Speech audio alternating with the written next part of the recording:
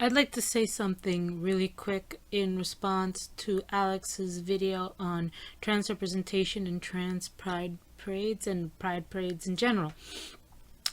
And I want to say that basically I agree with everything that he said. Trans representation is really tiny in the media, in books, in everything, but also in the last place you would expect it, in pride parades. Unless the pride parade is specifically a transgender pride parade, there's very little transgender or any sort of gender queer representation in pride parades. I went to the New York Pride Parade this summer, and I went with a trans pride flag. I saw perhaps 8 at most. I didn't watch the entire parade, but I think I can confidently say I saw about half of it. And I only saw a couple of flags. I saw very few, surprise, surprise, transgender people holding transgender pride flags, and I could tell who identified within the trans umbrella and who didn't, who was holding the flag. I believe I can say this pretty confidently because I got a lot of responses from people that were and weren't holding the flag who saw it and really responded well to seeing me holding it up. Were surprised to see me and were so happy to see me.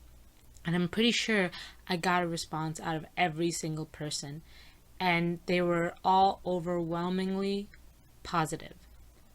And you could tell, it's hard to describe. You could tell who was holding the flag because they identified with it, and who was holding the flag because they were asked to. You could just see it in their demeanor, in the way that they responded to seeing me holding the flag, and everything, basically. And I even saw people holding up signs that said "Trans Lives Matter," who walked up to me, pointed at my flag, and said, "What flag is that? I've never seen it before."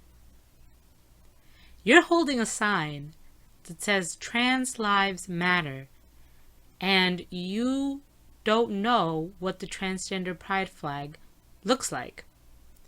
That is a problem. Everyone knows what the rainbow flag looks like. Everyone knows what it represents.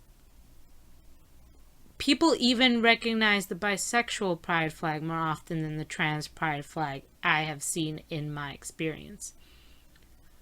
People know the words gay, lesbian, bisexual, and queer more than they know transgender. I even got asked by a spectator what my flag was, and when I told them, they asked me what transgender meant.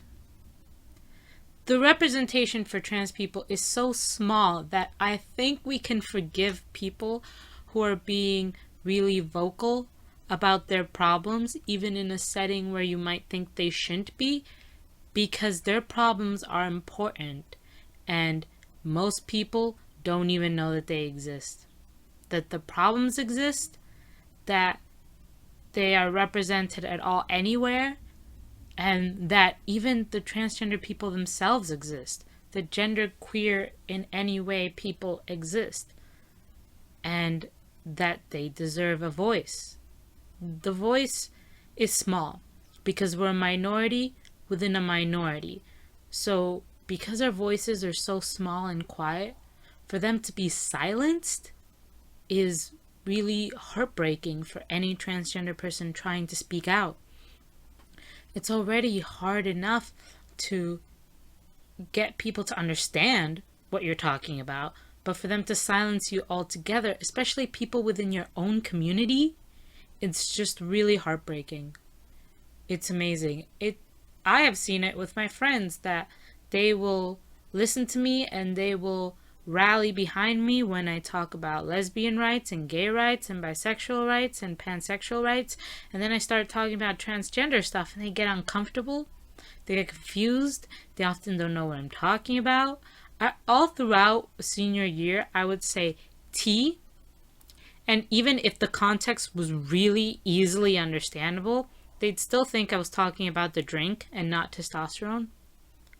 I just feel really not listened to. And like people really forget my experience and how big a deal it is to be transgender for a transgender person. So I guess what I'm trying to say is stop silencing the T. The T is already small enough. If you hear us talking, don't silence us. Don't even just let us speak. Give us a megaphone, because otherwise nobody's going to hear us.